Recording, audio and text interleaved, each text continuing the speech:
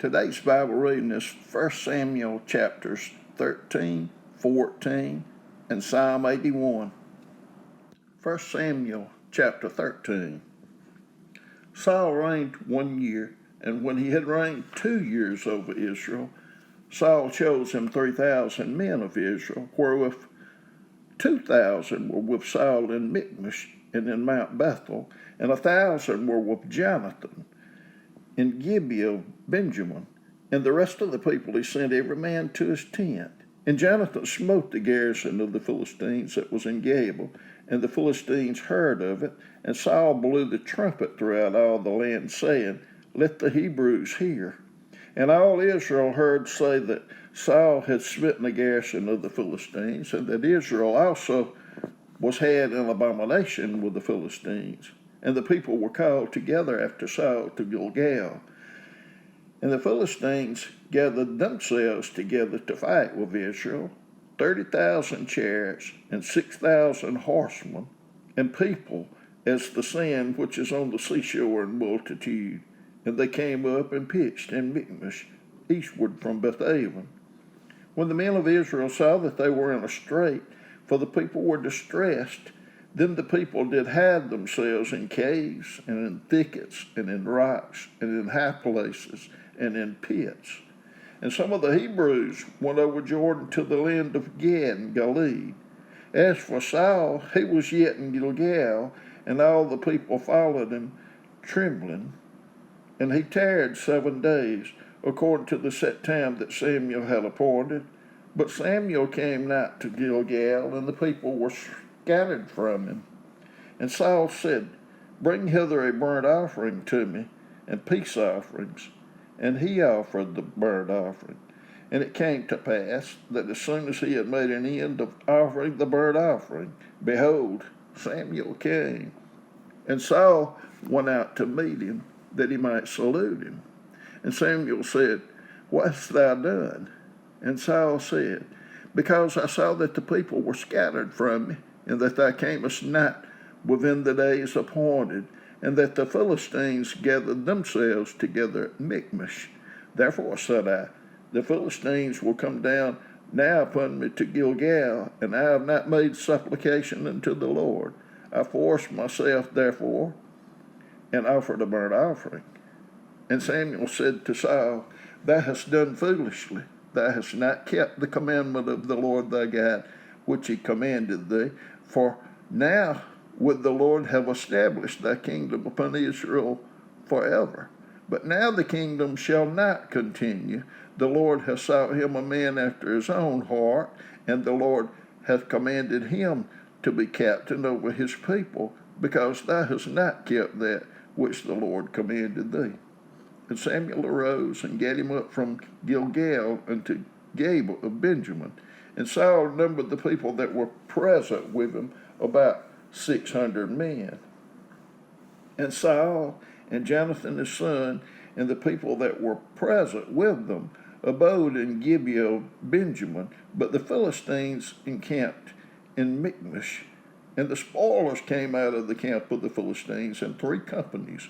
One company turned unto the way that leadeth to Ophrah, unto the land of Shual. And another company turned the way to Bethhoron, and another company turned to the way of the border that looketh to the valley of Zeboim, toward the wilderness. Now there was no smith found throughout all the land of Israel, for the Philistines said, Lest the Hebrews make them swords or spears.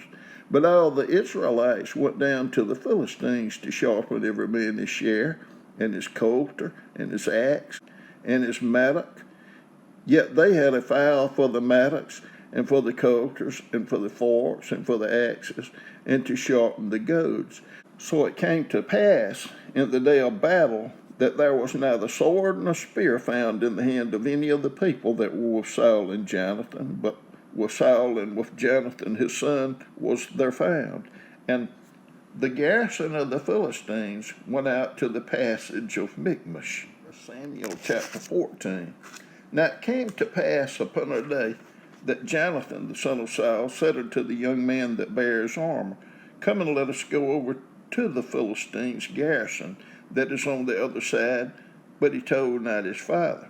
And Saul tarried in the uttermost part of Gibeah under a pomegranate tree which is in Migron, and the people that were with him were about 600 men. And Ahiah, the son of Ahitub, Ichabod's brother, the son of Phinehas, the son of Eli, the Lord's priest in Shiloh, wearing an ephod, and the people knew not that Jonathan was gone. And between the passages by which Jonathan sought to go over unto the Philistines' garrison, there was a sharp rock on one side, and a sharp rock on the other side. And the name of the one was Bozez, and the name of the other Seneh. The forefront of one was situate northward over against Michmash, and the other southward over against Gibeah. And Jonathan said to the young men that bare his armor, Come and let us go over into the garrison of these uncircumcised. It may be that the Lord will work for us, for there is no restraint to the Lord to save by many or by few. And his armor-bearer said unto him, Do all that is in thine heart. Turn thee, behold, I am with thee according to thy heart. Then said Jonathan, Behold, we will pass over unto these men, and we will discover ourselves unto them. If they say thus unto us, Tarry until we come to you, then we will stand still in our place, and will not go up unto them. But if they say thus, Come up unto us, then we will go up. For the Lord hath delivered them into our hand, and this shall be a sign unto us. The both of them discovered themselves unto the garrison of the Philistines, and the Philistines said, Behold, the Hebrews come forth out of the holes where they had hid themselves. And the men of the garrison answered Jonathan and his armor-bearer, and said, Come up to us, and we will show you a thing. And Jonathan said unto his armor-bearer, Come up after me, for the Lord hath delivered them into the hand of Israel. And Jonathan climbed up upon his hands and upon his feet, and his armor-bearer after him, and they fell before Jonathan, and his armor-bearer slew after him. And that first slaughter which Jonathan and his armor-bearer made was about 20 men, within, as it were, an half acre of land, which a yoke of oxen might plow. And there was trembling in the host, in the field, and among all the people, the garrison, the spoilers, they also trembled, and the earth quaked. So it was a very great trembling. And the watchmen of Saul and Gibeah of Benjamin looked, and behold, the multitude melted away, and they went on beating down one another. Then said Saul unto his people that were with him, Number now, and see who is gone from us. And when they had numbered, behold, Jonathan and his armor-bearer were not there. And Saul said unto Ahiah, Bring hither the ark of God, for the ark of God was at that time with the children of Israel. And it came to pass, while Saul talked unto the priest, that the noise that was in the host of the Philistines went on and increased. And Saul said unto the priest, Withdraw thine hand. And Saul and all the people that were with him assembled themselves, and they came to the battle, and behold, every man's sword was against his fellow, and there was a great discomfiture.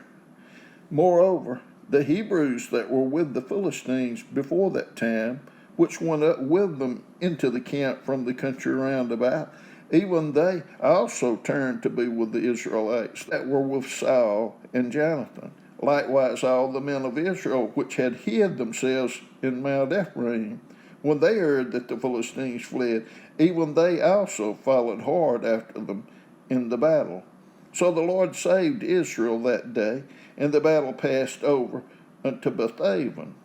And the men of Israel were distressed that day, for Saul had adjured the people, saying, Cursed be the man that eateth any food until evening, that I may be avenged on my enemies. So none of the people tasted any food. And all they of the land came to a wood, and there was honey upon the ground. And when the people were come into the wood, behold, the honey dropped, but no man put his hand to his mouth, for the people feared the oath. But Jonathan heard not when his father charged the people with the oath, Wherefore he put forth the end of the rod that was in his hand, and dipped it in an honeycomb, and put his hand to his mouth, and his eyes were enlightened. Then answered one of the people and said, Thy father straitly charged the people with an oath, saying, Cursed be the man that eateth any food this day. And the people were faint. Then said Jonathan, My father hath troubled the land. See, I pray you, how mine eyes have been enlightened, because I tasted a little of this honey. How much more, if happily the people had eaten freely today of the spoil of their enemies, which they found? For had there not been now a much greater slaughter among the Philistines? And they smote the Philistines that day from Michmash to Ajalon, and the people were very faint.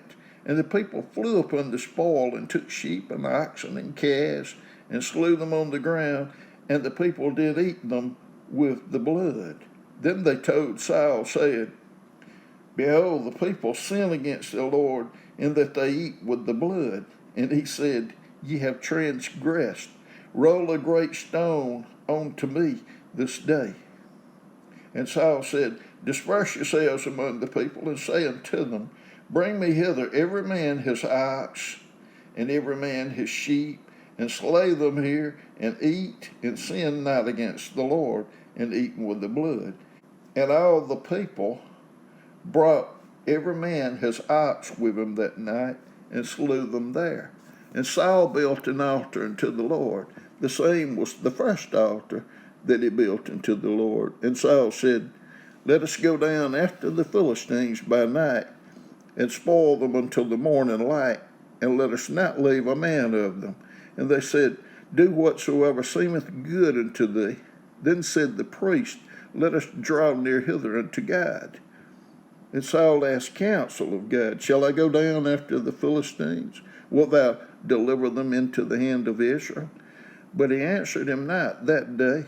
And Saul said, Draw ye near hither, all the chief of the people, and know, and see wherein the sin hath been this day. For as the Lord liveth, which saveth Israel, though it be in Jonathan my son, he shall surely die. But there was not a man among the people that answered him. Then said he unto all Israel, Be ye on one side, and I and Jonathan my son will be on the other side. And the people said unto Saul, Do what seemeth good unto thee. Therefore Saul said unto the Lord God of Israel, Give a perfect light. And Saul and Jonathan were taken, but the people escaped. And Saul said, Cast lights between me and Jonathan my son. And Jonathan was taken. Then Saul said to Jonathan, Tell me what thou hast done. And Jonathan told him and said, I did but taste a little honey with the end of the rod that was in mine hand, and lo, I must die. And Saul answered, God do so, and more also, for thou shalt surely die, Jonathan. And the people said unto Saul, Shall Jonathan die, who hath wrought this great salvation in Israel? God forbid. As the Lord liveth, there shall not one hair of his head fall to the ground, for he hath wrought with God this day. So the people rescued Jonathan, that he died not. Then Saul went up from following the Philistines, and the Philistines went to their own place. So Saul took the kingdom over Israel, and fought against all his enemies on every side, against Moab, and against the children of Ammon, and against Edom, and against the kings of Zobah, and against the Philistines. And whithersoever he turned himself, he vexed them. And he gathered in host, and smote the Amalekites, and delivered Israel out of the hands of them that spoiled them. Now the sons of Saul were Jonathan, and Ishuai, and Mechusua, and the names of his two daughters were these. The names of the firstborn, Merib, and the name of the younger, Michal. And the name of Saul's wife was Ahinoam, the daughter of Ahimaaz, and the name of the captain of his host was Abner, the son of Ner, Saul's uncle. And Kish was the father of Saul, and Ner, the father of Abner, was the son of Abiel. And there was sore war against the Philistines all the days of Saul. And when Saul saw any strong man or any valiant man, he took him unto him. Psalm 81. Sing aloud unto God our strength. Make a joyful noise unto the God of Jacob. Take a psalm and bring hither the timbrel, the pleasant harp with the psalter. Blow up the trumpet in the new moon, in the time appointed, on our solemn feast day. For this was a statute for Israel and a law of the God of Jacob. This he ordained in Joseph for a testimony when he went out through the land of Egypt, where I heard a language that I understood not. I removed his shoulder from the burden, his hands were delivered from the pots.